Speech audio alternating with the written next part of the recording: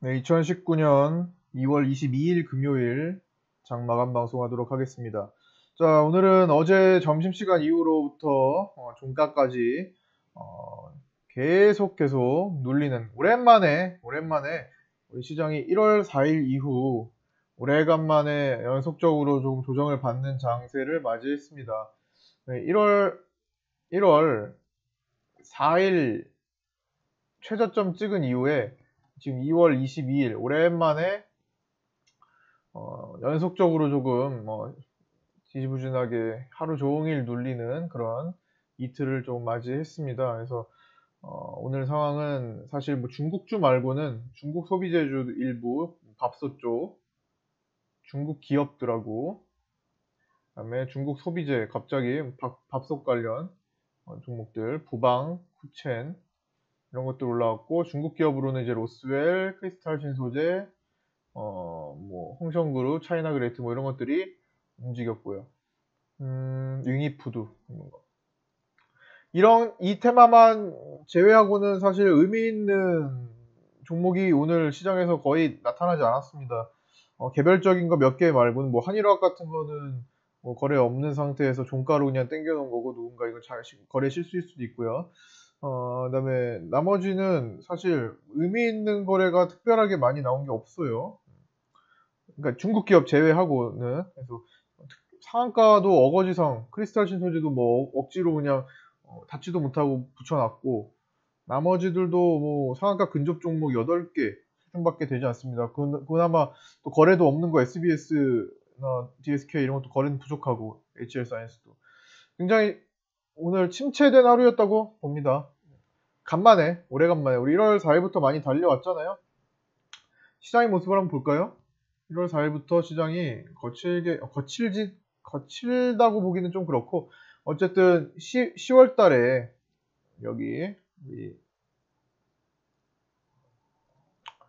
여기에서 우리 10월 달에 색깔을 뭐로 할까?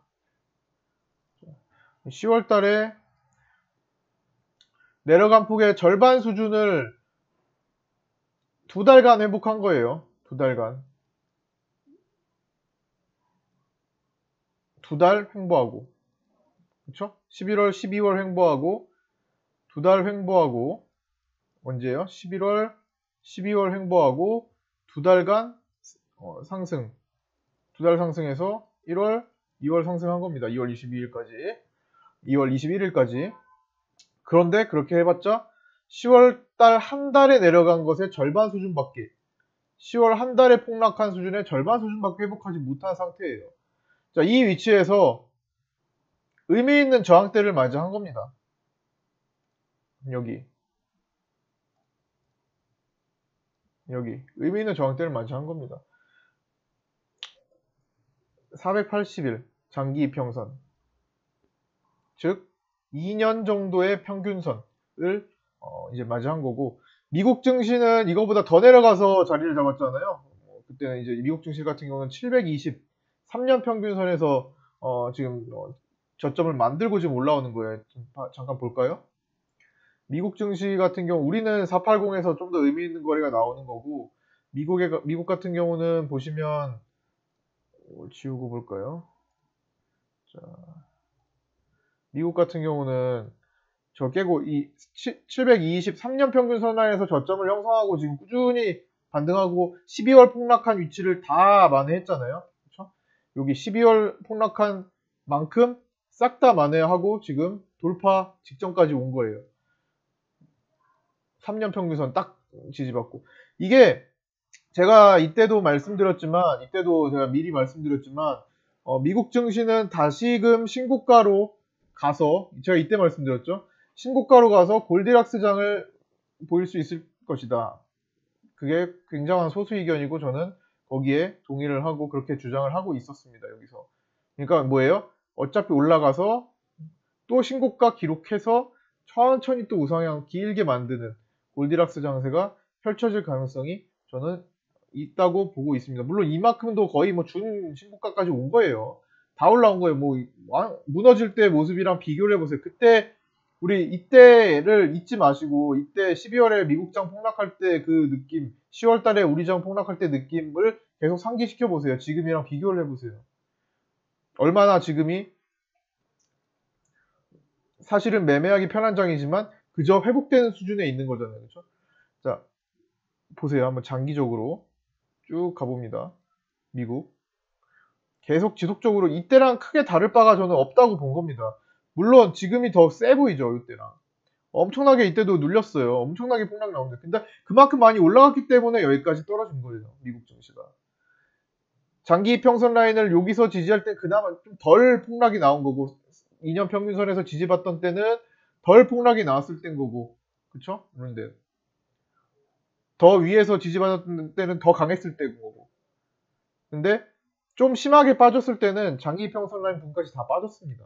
지금 그 정도 빠진 거예요. 그래서 제가 마지노선에 대한 얘기도 잠깐 했을 것 같은데 여기 마지노선 사실 요 뒤에는 가본 역사는 거의 없어요. 여기도 사실 이때도 여기까지는 4년 평균까지는 가보지 않았어요. 여기까지 찍지 않았습니다. 가보지 않은 쪽이기 때문에 사실 여기서 좀 지지받을 가능성이 높다. 그게 마침 우리나라 전환점 새해가 되는 것도 딱 맞는 시점이었고 2019년. 그래서 요 시점을 지나서 전환됐을 때 이거 다시 신고가 또 가서 이렇게 골디락스 장세 펼쳐지는 때가 올 수 있겠구나. 뜨겁지도 차갑지도 않은 0.1% 상승하고 하루에 0.2% 빠지고 어느 날은 뭐 0.5% 올라가고 어느 날은 또 0.2% 빠지고 뭐 이런 장세가 꾸준하게 한동안 나오는 장세. 그러면서 서서히 또 올라갈 때는 또 0.7% 올라가기도 하고 내려갈 때 또 0.1% 빠지고 이런 식으로 우상향하는 골디락스 장세가 펼쳐질 것이라고 보고 있는 겁니다. 우리나라도 마찬가지예요. 우리나라는 기준이 조금 더 짧은 2년 평균선 정도에서 형성이 될 거고 물론 저점은 딴 데서 잡았지만 우리는 좀 다르게 생각을 해야죠. 이미 더 10월 달에 완전 말도 안 되게 무너진 거니까요. 여기서 이미 다 이탈해버린 거니까 말도 안 되게 그렇죠? 그래서 요 라인까지 와서 지금 멈칫거리는 겁니다. 자, 오늘 742포인트였어요. 여기가 지금 뭐 742 무조건 정확하게 맞출이라는 법은 없습니다. 따라서 뭐 738이나 740선, 740을 잠깐 이탈하는 여기 사이 742까지 요 정도에서 지지를 받고 어떻게 움직일지 그 뒤에 판단을 하는 게 좋을 것 같아요. 그래서 오늘 같은 경우는 어제도 말씀드렸듯이 이은봉 정도 나올 수 있는 날이었고 어제는 좀 더 사실 더 깊게 볼 수 있었잖아요. 근데 그러진 않았습니다. 자 이제는 여기서 끝내고 갈지 제가 변동성이 생길 수 있다고 말씀드렸죠. 이제 변동성 구간이 생길 수 있을 때가 다가왔다. 2월 언제요? 2월 마지막 주 다음 주잖아요. 그쵸? 다음 주는 변동성이 꽤나 생길 겁니다. 확률이 굉장히 높아요. 언제까지나 이렇게 무난하게 평탄하게 오르지는 않습니다. 다음 주는 변동성이 커질 수 있는 장이에요. 어떻게 커져요? 변동성이라면 뭐예요? 꼭 아래로만 내려가나요? 아니요. 위로도 올라갈 수 있어요. 어떤 변동성이 펼쳐질지는 알 수 없습니다만 다음 주에 상황을 봐야겠죠. 뭐 미중 무역전쟁 흐름이나 그것보다는 지금 대북 관련 북미 정상회담 2차 북미 정상회담 열리는 때이기 때문에 이 전 세계가 또 우리나라를 또 주목을 할 거란 말이에요. 그렇죠? 굉장히 이목이 집중된 한 주라는 거죠. 어쨌든 우리나라 증시도 여기에 발맞춰서 움직임이 조금 있을 겁니다. 반드시 거의 뭐 나올 확률이 높아요. 굉장히 높은 확률로 80% 확률로 다음 주는 변동성이 생길 거예요. 변동성이 생길 때가 충분히 지나갔고 그만한 라인까지 왔어요. 매물도 충분히 있을 만한 라인까지 왔어요. 어떤 종목들이 평균적으로 팔고 싶어 하는 사람과 더 사고 싶어 하는 사람들이 굉장히 크게 매칭되는 그런 때가 온 겁니다. 거래도 늘어나고 있죠? 이제 때가 온 거예요. 거래가 꾸준히 올라올 때보다 지금 상승하고 있어요. 더 폭발할 때가 더 폭발할 겁니다. 더 폭발하면서 변동성을 줄 거예요. 어떻게 줄지는 뚜껑을 열어봐야 합니다. 방향성까지는 확신을 할 수도 없지만 오늘의 상황을 볼 때 메이저 자금이 돌아가는 상황을 볼 때 상방의 가능성 또한 뭐 배제할 수는 없어요. 거의 뭐 반반이라고 생각을 드는데 상방의 가능성도 없는 건 아니에요. 그렇기 때문에 너무 낙담하지 마시고 이겨낼 수 있는 정도에서 움직일 겁니다. 변동성이 생기더라도 이겨낼 수 있는 수준에서 또 더 오랜 기간 또 좋은 흐름을 만들기 위한 뒷걸음질이라고 보시면 돼요. 만약에 떨어지더라도 올라가면 다시 차분히 만들어지는 구간이 또 생길 겁니다. 그야말로 우리나라에서 골디락스 장세가 나올 수도 있는 겁니다. 이 변동성 구간을 지나고 나서. 이거는 아니에요. 이건 각도가 너무 세요. 어쨌든 변동성 구간에 주의하시고요. 그래서 다음 주는 종목 교체가 조금 많이 이루어지는 시기일 수 있습니다. 버릴 거 버리고 살릴 거 살리고 또 수익 실현할 거 수익 실현하고 해서 종목 교체가 조금 일어날 수 있는 한 주가 될 것 같습니다.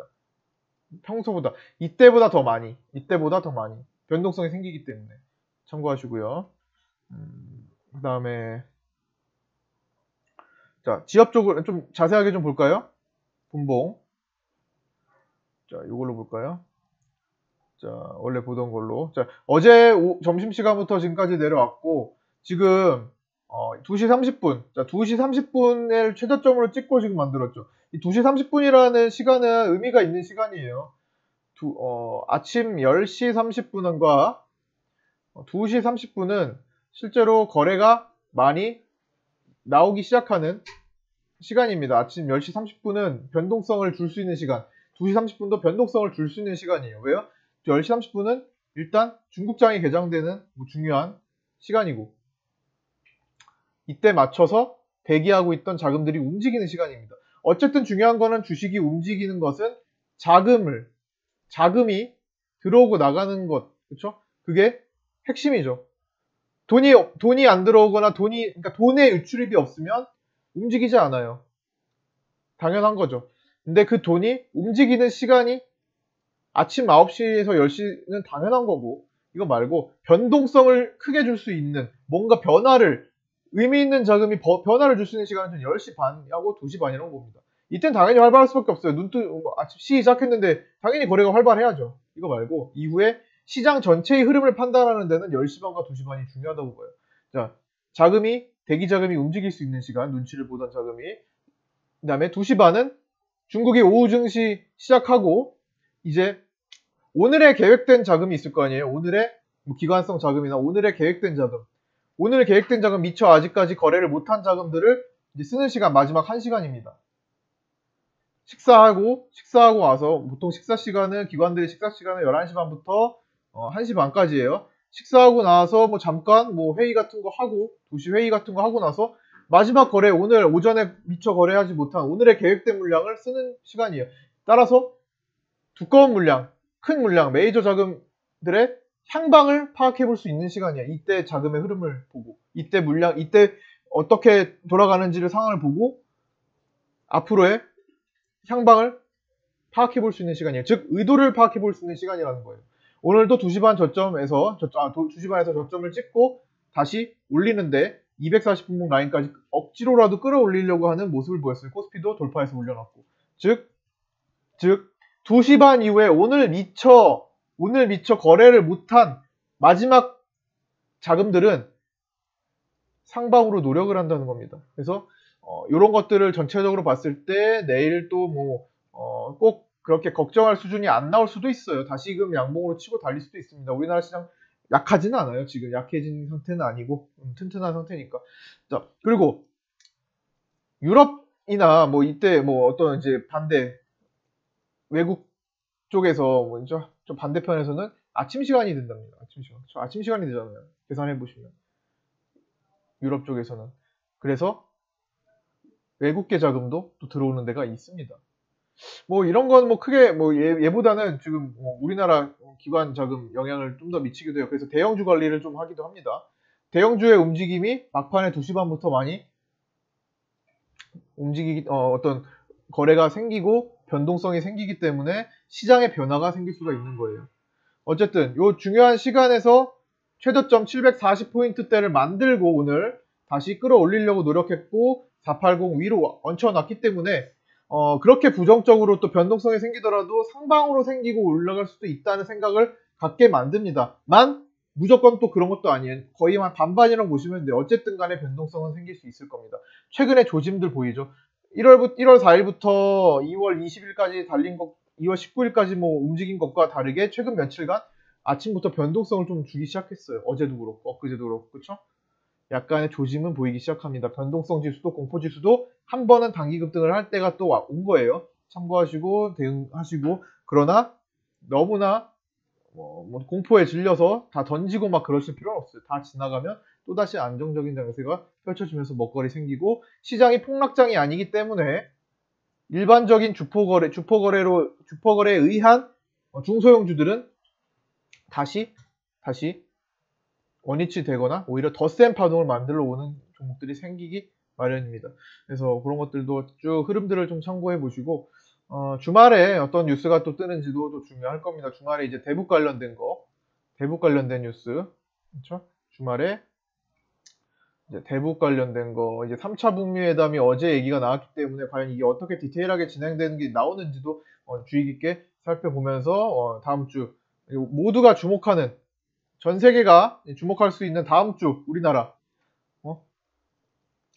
전 세계가 주목할 수 있기 때문에 다음 주는 정말 많은 거래가 생길 수도 있고요. 그렇죠? 변동성 줄 수 있으니까 너무 무리한 매매를 하지 마시고, 그러니까 저점에서 뭐 하는 거야 상관은 없어요. 저점에서 뭐 달리다가 눌리고 하는 거야 다 올라오는 거니까 그런 거 말고 쫙 뻗어서 올라가는 고점에 무리한 매매에서 잡는 것은 좀 삼가하시기 바랍니다. 그런 거는 좀 자제해 주시고요. 자, 수급은 오늘 개인들이 1,300억까지 코스닥에서 매수를 하다가 막판에 종가로 조금 줄이면서 끝났네요. 보시면 조금 진정하면서 끝났는데 크진 않아요. 크진 않고 코스피도 개인 매수로 끝이 났습니다. 아니네, 돌렸네. 뭐야, 잠깐만요. 제가 오후까지 한번 봤는데, 자, 개인 매수하다가 확 돌렸네. 뭐야 이거, 종가로 확 돌렸네요. 코스닥만 집중하다가 종가로 매도 전환되면서 끝났네. 네. 코스피는 그럼 또 삼성전자 한번 잠깐 볼까요? 코스피 종가에 개인 매도가 확 나왔네요. 삼성전자 한번 볼까요?